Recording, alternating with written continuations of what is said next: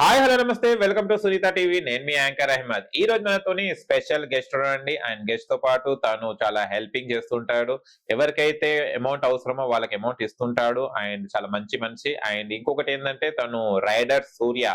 ఎవరనుకుంటున్నా rider సూర్య అంటే అందరికి తెలుసు కదండి. ఎవరైతే ఆపదలు ఉంటారు, ఎవరికైతే అమౌంట్ కావాలనో వాళ్ళకి అమౌంట్ వేస్తుంటారు, హెల్పింగ్ చేస్తుంటారు. అండ్ రీసెంట్లీ ఇన్స్టా ద్వారా కూడా ఒక పాపకు కూడా హెల్ప్ చేయడం జరిగింది. వాళ్ళకు ఎంతో మనకు 16 కోట్లు కావాలంటే తను కూడా ఒక సహాయం చేశాడు. వీడియో చేసి రీల్ పెట్టడం జరిగింది. తన ద్వారా కూడా ఆ పాప కొంచెం అమౌంట్ చేరడం జరిగింది. అండ్ ఇంకొకటి ఇన్స్టాలో ఇంకొకటి జొమాటో గర్ల్ అమ్మాయికి కూడా, వరంగల్ అమ్మాయికి కూడా హెల్ప్ చేయడం జరిగింది. Scooty something. ఇవన్నీ విశేషాలు మాట్లాడతాం మనం రైడర్ సూర్యతోని. ఓకేనా? నమస్తే. నమస్తే. హెల్మెట్ తో వచ్చారేంది? రైడర్ కదా, సో ఓకే, రైడ్ చేసుకుంటూ వచ్చేసాను. ఓకే, చూసారా, రైడ్ చేసుకుంటూనే వచ్చేసాడు ఇంటర్వ్యూకి. కానీ హెల్మెట్ ఉంటే తన అందమైన ఫేస్ ని మనం చూడాల్సి ఉంటుంది కదా, మళ్ళీ చూడలేం కదా హెల్మెట్ ఉంటే.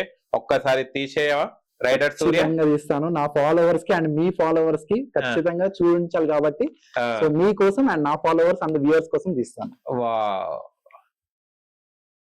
This is rider Surya. Welcome rider Surya మా ఛానల్ కి. Thank you so much.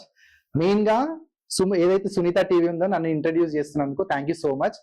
నాకు ఈ ఇంటర్వ్యూ కల్పించినందుకు సునీత టీవీ అనే ఛానల్ కి థ్యాంక్ యూ సో మచ్. ఈ ఇంటర్వ్యూ ద్వారా నేను చాలా చెప్పాలనుకుంటున్నాను నా వ్యూవర్స్ కి కానీ, అండ్ చాలా యూట్యూబర్స్ కి, అండ్ ఎవరైతే ఇన్ఫ్లుయెన్సర్స్ ఉంటారో సో వాళ్ళకి చాలా చెప్పాలనుకుంటున్నాను.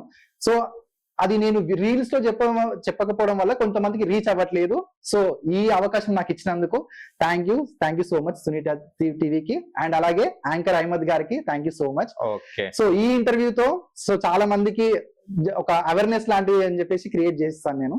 ఓకే, చూద్దాం. నేను అడిగే క్వశ్చన్స్ కి మీరు మళ్ళీ ఎలాంటి అవేర్నెస్ ఇస్తారో చూద్దాం. ఓకేనా? షూర్. ఓకే, రైడర్ సూర్య. అసలు మీ ఇంటి పేరు ఏంటిది? అల్యూమినేటి. మళ్ళీ రైడర్ అని ఎందుకు పెట్టుకున్నారు? రైడర్ మీన్స్ నేను ఒక బైక్ రైడర్ ని కాబట్టి, సో అలా రైడర్. Okay, rider. అంటే మీరు చాలా చదువుకున్నారు, జాబ్ చేస్తున్నారు. ఏం చదువుకున్నారు? MBA HR. హెచ్ఆర్ చేస్తున్నారు. ఓకే, చాలా చదువుకున్నారు కదా, అండ్ జాబ్ చేస్తున్నారు కదా. అంటే రైడింగ్ చేయాలనే ప్యాషన్ మీకు, లేకుంటే ఎవరితోనైనా ఇన్స్పిరేషన్ అయ్యి రైడింగ్ స్టార్ట్ చేశారా? యాక్చువల్లీ ఏంటంటే నేను చాలా మందికి, అంటే నేను అసలుకి జనాల్లో తిరిగితే నాకంటూ కొంచెం అవేర్నెస్ వస్తుంది. అంటే మనం ఎదగాలి అని అంటే ముందు జనాల్లో తిరగాలి. అలాగే జనాల్లో ఎలా ఉంటుంది అంటే ఒక పేదవాడు ఎలా ఉంటాడు, ఒక గొప్పవాడు ఎలా ఉంటాడు, ఒక మిడిల్ క్లాస్ వాళ్ళు ఎలా ఉంటాడు అని చెప్పేసి మనం ఇంట్లో కూర్చునే కన్నా మనం బయట సమాజంలో తిరిగితే మనకి క్లియర్ గా అర్థమవుతుంది. సో అదేంటి అంటే ఇప్పుడు మనము బైక్ వాక్ ఇలాంటివి వెళ్తే మనం తెలుసుకోలేం కాబట్టి యాక్చువల్లీ రైడర్ అని పెట్టుకున్నాను. అలాగే రైడింగ్ తో పాటు చాలా ప్లేసెస్ కి విజిట్ అయ్యి అక్కడ పూర్ పీపుల్స్ వాళ్ళు ఉంటారు కదా, సో అలాంటి వాళ్ళకు కూడా హెల్ప్ చేయొచ్చు అని చెప్పేసి సో ఈ రైడర్ సూర్య అనే ఛానల్ ఐడియా అనేది క్రియేట్ చేస్తున్నాను. ఓకే, రైడర్ సూర్య కోటేశ్వరుడా? రైడర్ సూర్య కోటేశ్వరుడు అంటే ప్రజల్లో కోటేశ్వరుడు అండ్ నా ఫాలోవర్స్ లో కోటేశ్వరుని, బట్ నా మనసుకి మాత్రం నేను ఒక సాధారణ మనిషిని. అంటే దాన ధర్మాలు చేయాలంటే కోటేశ్వరుడు కావాలి, డబ్బులు ఉండాలి కంపల్సరీ. కానీ ఎవరికి అడిగితే వాళ్ళకి డబ్బులు వేసేస్తుంటారు. అంటే డబ్బులు ఇచ్చే వాళ్ళు కొంచెం సంపాదన ఉంటేనే ఇస్తారు కదా. రైడర్ సూర్యకి ఎంత సంపాదిస్తున్నారు, అందులో చెల్లి ఎంత దానం, అంటే ఎంత మందికి హెల్ప్ చేస్తున్నారు మీ అమౌంట్ ద్వారా? నన్ను అడిగితే డబ్బులు ఉండేవాడే మాత్రమే దానం చేస్తాడు అని అనుకునేది నేను అనుకోను. ఎవరికైతే ఆ పేదరికము పెయిన్ అనుభవించి ఉంటాడో వాడు మాత్రమే సాయం చేస్తాడు. వాడి దగ్గర కొంచెం అమౌంట్ ఉన్నా సరే దాంట్లో సగమని ఇస్తాడు.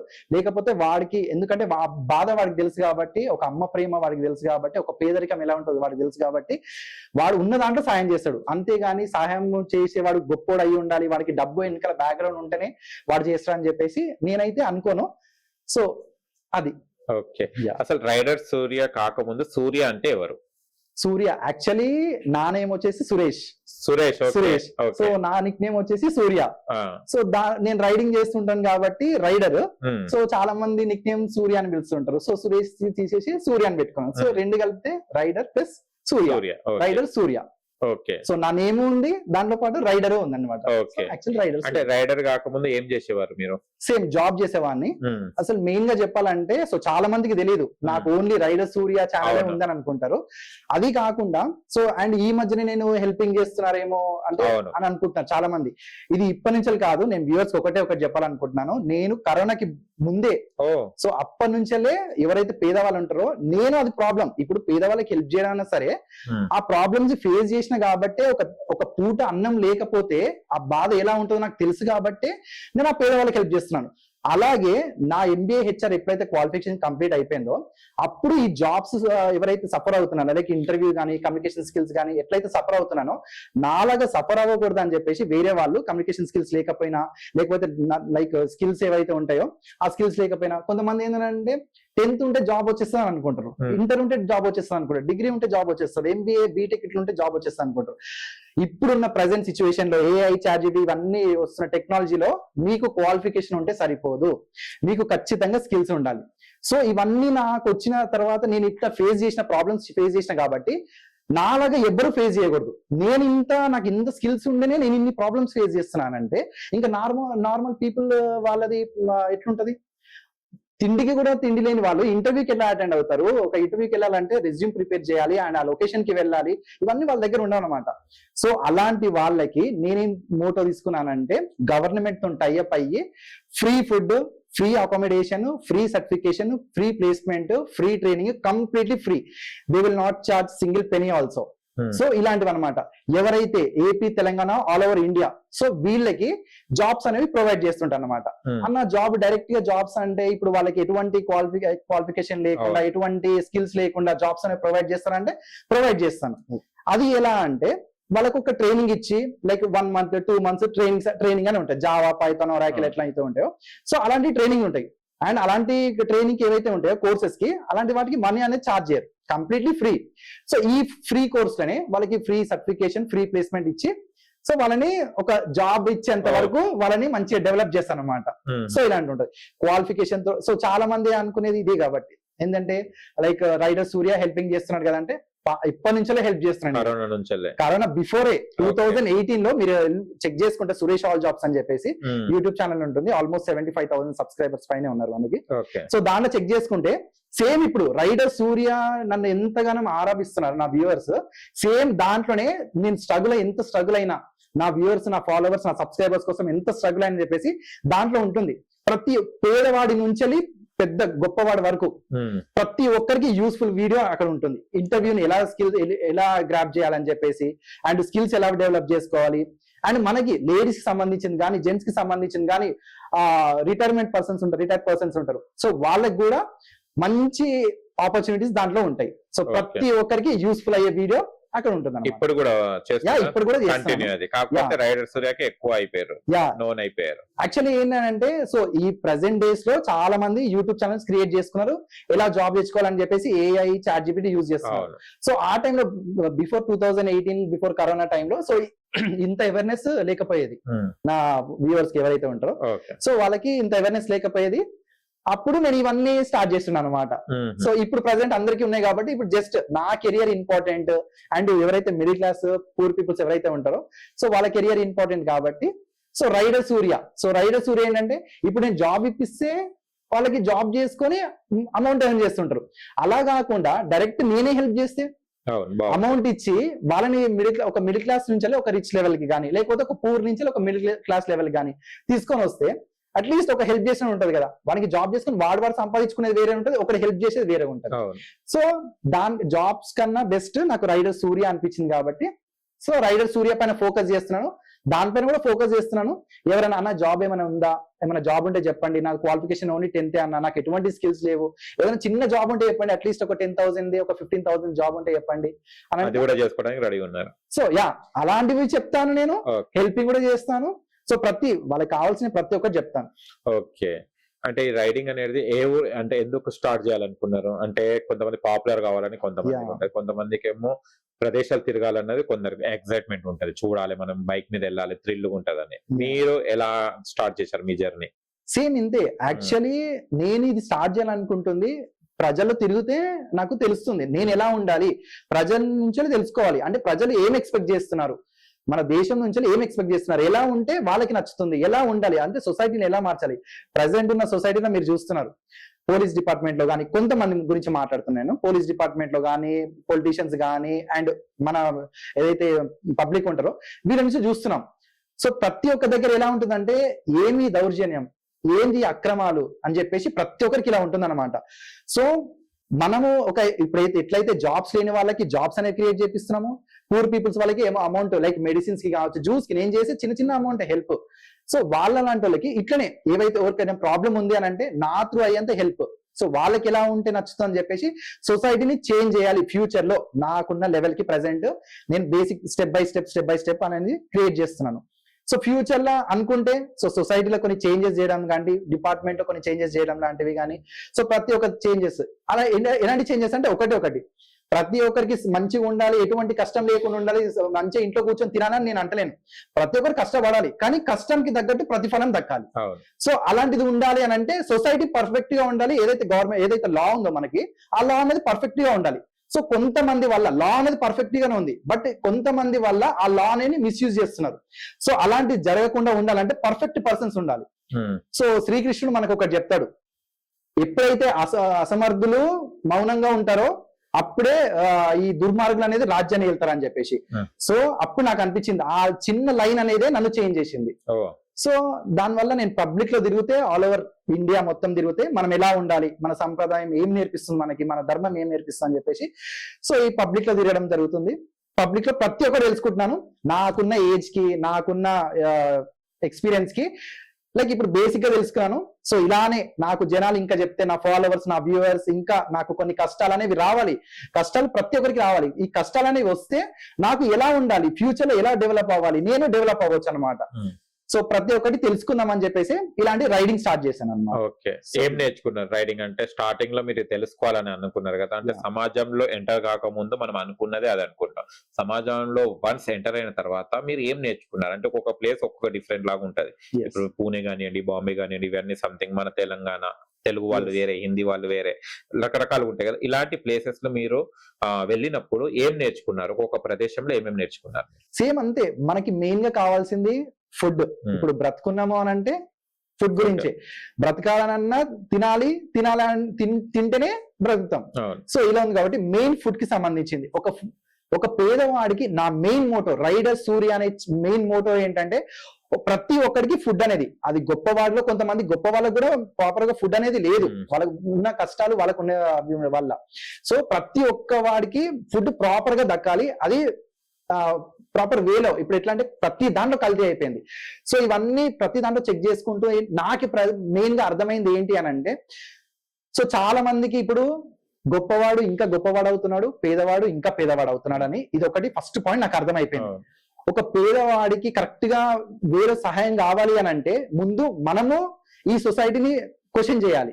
సొసైటీని క్వశ్చన్ చేయాలంటే పబ్లిక్ లో అవేర్నెస్ రావాలి. పబ్లిక్ లో అవేర్నెస్ రావాలంటే నాలాంటి వాళ్ళు కొంతమంది, నేను కావచ్చు, నాలాంటి వాళ్ళు కావచ్చు, పబ్లిక్ లో అవేర్నెస్ అనేది తీసుకురావాలి.